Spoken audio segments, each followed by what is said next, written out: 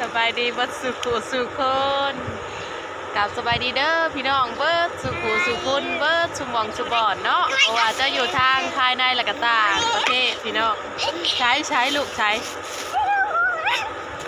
พ่อกับครอบครัวเขามีลูกสาวหน้ายามแรงๆพี่น้องมื้อนี้บรรยากาศค่อนข้างลมหนาวน้อยหนึ่งเนาะลมบ่แห้งปานใดพี่น้องจะอยู่กับลูกกับเต้าพี่น้องเอ้ยมื้อนี้เนาะนางอได้10 เดือนแล้วย่างเขาเดือนที่11เลยพี่น้องเอาไอพีสบายดีสบายดีสบายดีน้องเห็นบ่เป็นนี่อ่ะความดื้อทายที่คุณน่ะวิเห็นยังเด้บอกเอ้ยเอ็ดอียังเด้แม่น้องอยากกินน้ำมาจะหาฟ้าน้ำให้น้องกินไหมไม่สิมาดูทำหน่อยอะไรแม่จับไว้เอาน้ำให้น้องกินไปเป็นจังไดพี่น้องบรรยากาศอยู่ทางฝั่งไทยเนาะบ่อนใกล้ชิดบรรยากาศมื้อนี้หนาวบ่ทางลาวเฮานี่เขามื้อที่2ที่3น่ะเนาะอากาศหนาวแต่ว่ามื้อนี้ลดผ่อนแน่น้อยหนึ่งพี่น้องบ่หนาวแห้งปานใดโอ้ยน้องอยากกินน้ำมะลิอย่าจก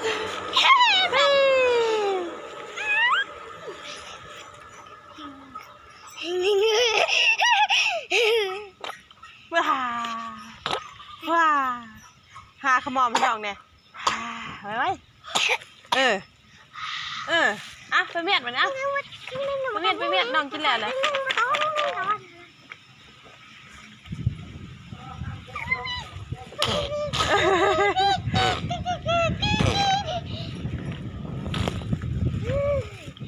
ความดื้อบาดผลแพงกัน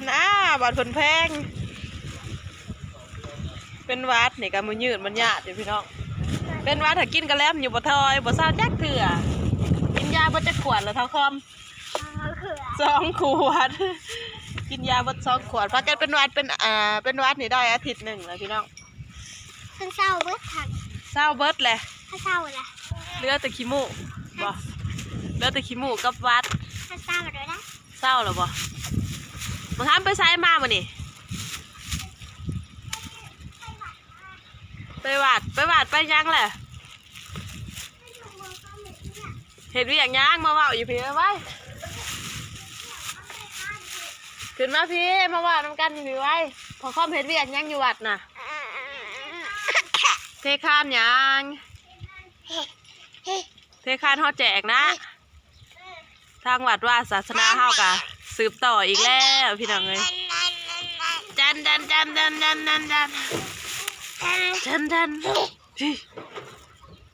ทงยาง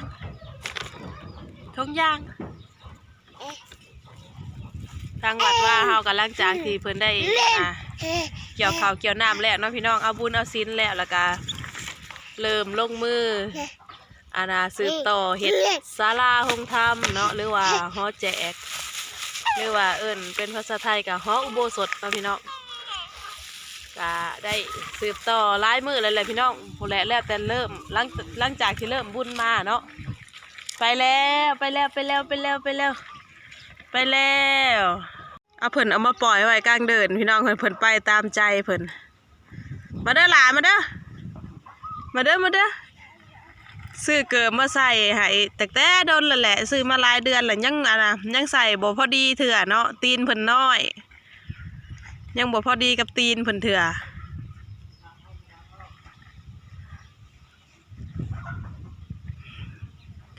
ตอนนี้ก็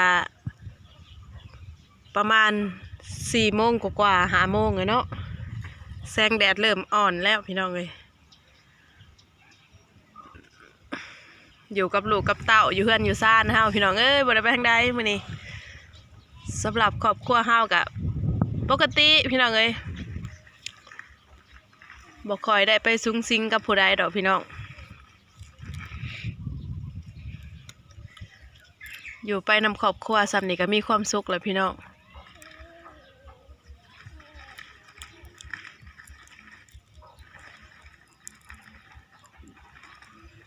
ญาติพี่น้องก็ย่ำอยู่ดีไม่แห้งก็อยู่ไผอยู่ลาวเนาะ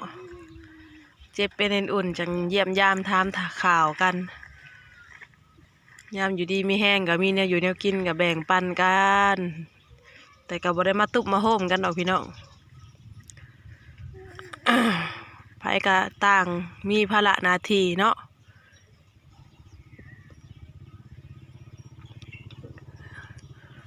อยู่นำครอบครัวไผมัน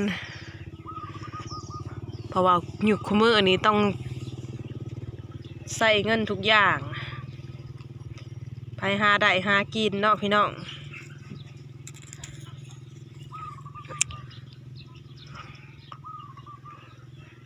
คนน่ะลิ้นขี้ดินทำหน่อยตีนเขี่ยดินดินแวบๆวับๆบ่ทำพอดินทรายคุณน่ะ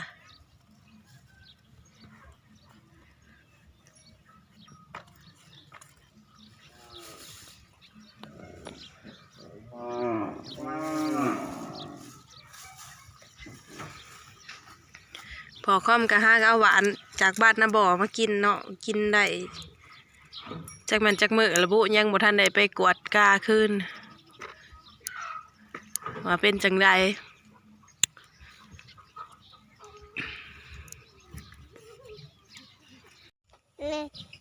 พาไอทีเลาะสวนยามแรงๆพี่น้อง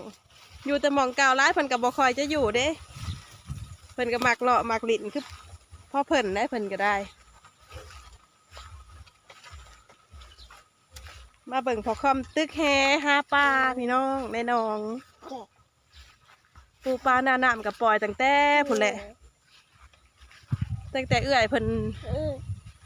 เลยแฟบเพิ่นซื้อปล่อยให้ตั้งแต่3 ปีทีแหละ2 ปีเนาะยังบ่ทันได้หื้อน้องเถื่อแต่เอื้อยเพิ่นอันน่ะฝากเงินมาให้ซื้อปลาปล่อยพุ่นละพี่น้องยังบ่ทันได้หื้อบ่ทันได้กวาดน้องเถื่อกะตึกกินอยู่เรื่อยอยู่ยามใดบ่ถ่วงบ่ทันเนาะแนวกินกะถ้าย่อยลงมาตึกกะบางเถื่อก็ได้บางเถื่อก็บ่ได้เพราะน้ำเลิกน้ำยังเลิกยังประมาณถ่วมหัวพุ่นละพี่น้อง3 เมตรปลายน้องกะน้องอันเก่าแหละพี่น้องหากะได้จกมานี่3 ปีแล้วเนาะจกน้องตัวนี้มาขอบใจเอื้อยที่ซื้อปลาปล่อยในน้องหายพอได้อันน่ะพอได้ตึกสู่ลูกสู่เต้าสู่แม่กินเนาะยามที่ขาดเคินแนวกินตริง พอค่อมกับสีอยู่ทั้งพุ่นละทั้งลังพุ่นเนาะพอตึกป่ายังบ่ทันได้พ่อโต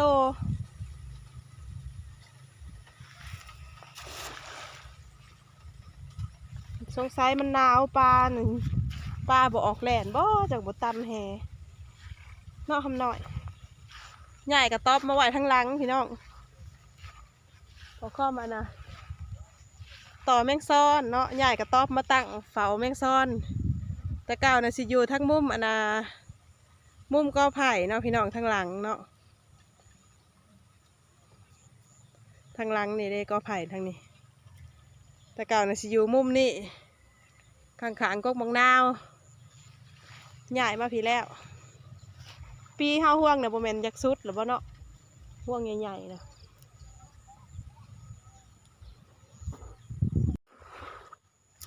กะคิดฮอดคิดถึงทุกคนคือเก่าเด้อพี่น้องบางหุ่งนะพี่น้องเอ้ยปลูกสุดยอดก็ดอดกระแดดบ่เป็นยอมพี่น้องเอ้ยว่าเรื่องปลูกบางหุ่งมานี่ยกมืออำลาเลยสายลวดต้นนี่เน่งไปนี่เนาะปลูกเป็นแต่กล้วยก็บังนาว สภาพดินเพิ่นก็ได้ พืชพันธุ์ธัญญาหารอย่างอื่นย่อมจำนนตอนนี้ก็ค่อยขำลงแรงพอประมาณแหละพี่น้องเป็นได้พอค่อมตึกจักบาทเลยตอนน่ะฝนหยุดตกหันเกี่ยวเขาแล้วนะน้ำบกลงแห้งพี่น้องจนวิทผักซ่านเลยเนาะพอดีฝนตกมาใส่ประมาณหลัง2 ผิดลังนี่น้ำเต็มขึ้นมาคือเก่าเพราะว่าฝนตกแห้งขนาดแห้งซ้ำช่วงพายุเขาเดือน9 เดือน10พุ่นแหละตกแห้งแล้วก็ตกเฮิงใส่ต่ำแล้วไปใกล้ๆก็อยู่อย่างมาเท้าบ่ว่างสิหิวทั้งให้เลยนี่พอค่ำได้แล้วพี่น้องว่าสิไปใกล้ๆเพิ่นพอดีเพิ่นขึ้นมาก่อนขอบใจเอื้อยแฟมทาง USA เนาะที่อุปถัมภ์เฮาผ่านมาแต่พุ่นละแต่ปีก่อน2 ปีก่อนพุ่นละพี่น้องพอให้น้องให้หนุ่งได้อยู่ได้กินน้ำขอบน้ำครัวเพิ่นโอนเงินมาให้เนาะซื้อปลามาปล่อย50 ธงพี่น้องลงนี่50 ธงกับธงน้อยดอกกันธงใหญ่กับบ่ฮอด50 ธงเนาะธงน้อยราคาจักเป็นจักพันแล้วลืมแหละธงละ100 บาทธงน้อย50ธงน้อย50 บาทบ่ถ้าเป็นธงใหญ่นะธงละ100 บาทเนาะแต่ว่าถ้าซื้อธงหนึ่ง50 บาทช่วงนั้นแม่นหยุกเงิน27 28บ่ลือว่าเงิน30นี่แหละเพราะว่ากะแต่โดนเลยพี่น้องเอ้ยแต่2 ปีเลยเนาะปีปลายบ่เฒ่าหรือ2 ปีเขาลืมแหละปีปลายเนาะเด้นี่ได้ล่ะได้มาเลย3 โตปลานวลจันทร์น้ำขาวปลากับสีขาวเนาะหอยกับมีเขาได้เก็บได้กำอยู่หักบ่ได้ลงงมน้ำเลิก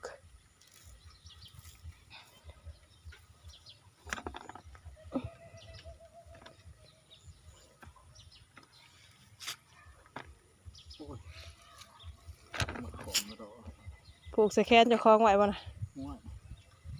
ตึกห่าวอย่างเดียวมีนม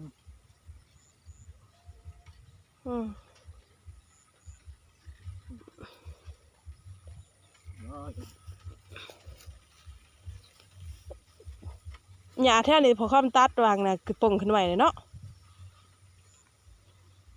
เขียวล่ะเพราะว่าพ้นตกเด้เพิ่นตัดแล้วพอดีพ้นตกถืนมาใส่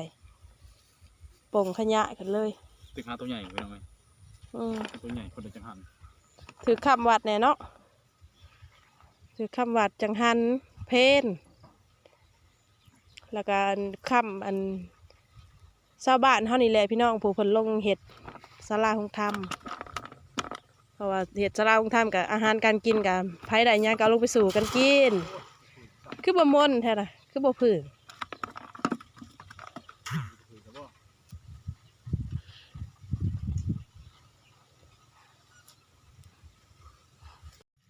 เท่าไอที่ย่านป้าพี่น้องย่านป้าหักจอบซ่อมเขาไปเบิ่งเห็นมันดีนผัดหายย่านลูกย่านบ่บายเฮ้บ่บายย่านอุ้ยบ่เฮ็ดย่าน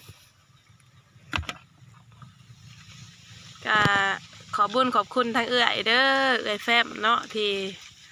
ลงทุนให้น้องให้หนุ่งพอได้อยู่ได้กินขอให้เอื้อยและครอบครัวจงอยู่ดีมีแห้งเด้อความเจ็บจะได้ความไข่อย่ามีให้อายุหมันควันยืนคิดฮอดคิดถึงคือเก่าเนาะถึงว่าทางเอื้อยกะบ่ได้ทักทายมาหาทางน้องกะบ่ค่อยได้ทักทายไปกะคิดฮอดคิดถึงคือเก่าเนาะโดนส่งข้อความหลินหาเอื้อยเพิ่นโดนจังได้ว่ากันเพราะว่าเอื้อยเพิ่นก็บ่ค่อยว่างเนาะเอื้อยเพิ่นบ่ค่อยว่างน้ำเวียกน้ำงานเพิ่นก ก็คิดฮอดคิดถึงคือเก่าเลยเนาะอยู่ไสก็ได้